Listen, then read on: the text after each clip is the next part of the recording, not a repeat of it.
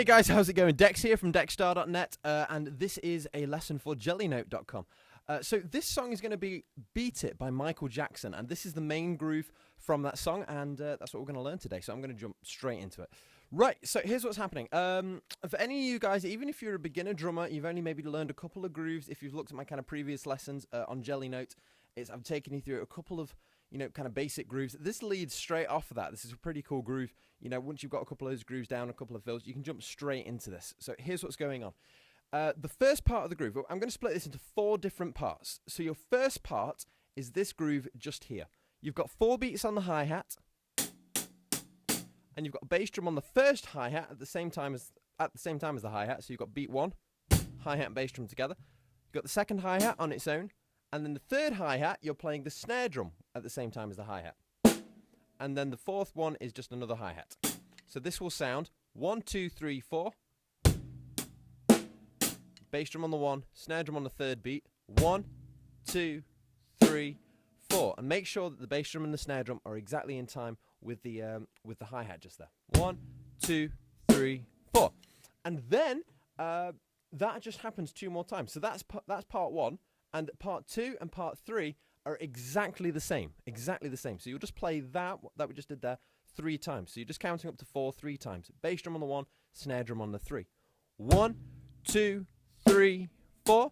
1, 2, 3, 4. 1, 2, 3, 4. And that's the first 3 parts of this groove. And then the very last one is where it changes. So like I say, just work on that first of all. So just count into 4 3 times. And then the last bit's a little bit different. All that's changing is rather than the bass drum being on the 1, it's on just the 2. So you play beat 1 is just going to be the hi-hat. Beat 2 is going to be the bass drum and the hi-hat. Beat 3 is the snare drum in the normal place. And then beat 4 is a hi-hat on its own. So just that part again, this is just the last part of the groove. 1, hi-hat on its own. 2, bass drum and hi-hat together. 3, snare drum and hi-hat together. 4, hi-hat on its own.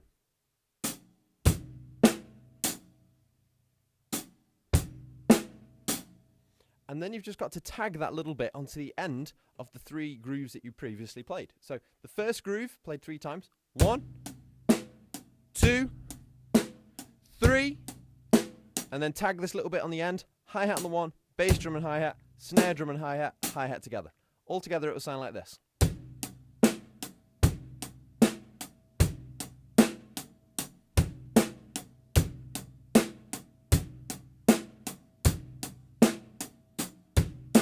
So you can see that last bit is like the bass drum's delayed. So rather than it being on the 1, it's on the second beat. And it creates this feeling of, oh, have they missed the bass drum? No, it's just on the next beat. And it just creates that little bit of interest, just like a fill. Just because if it was just the first groove the entire way through,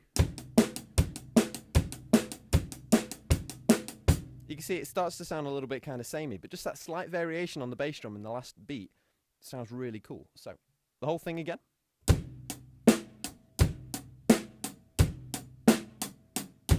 And again.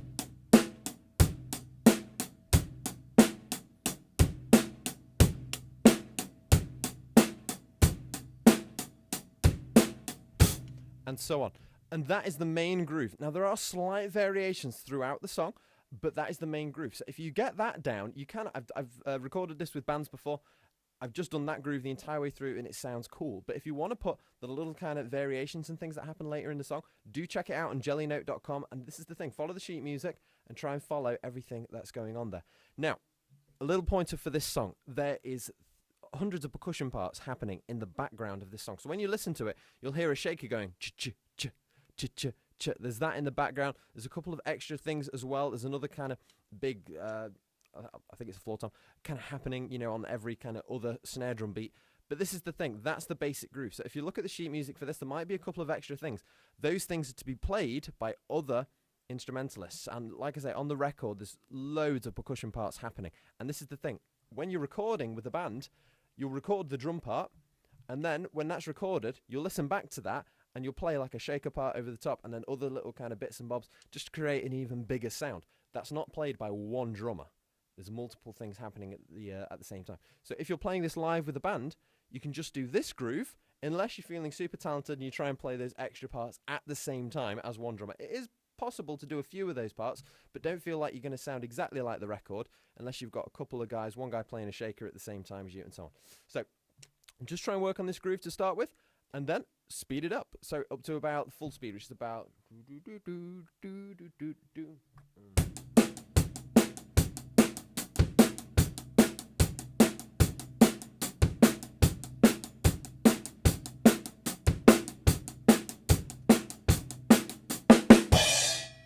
So you can see, just try and work on that groove, get it a little bit faster. It's a really cool groove to learn. Try it along with the song when you feel comfortable.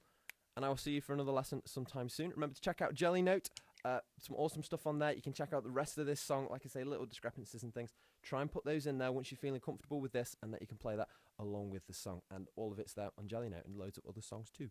I do recommend you check it out. Right, I'll see you guys for another lesson sometime soon.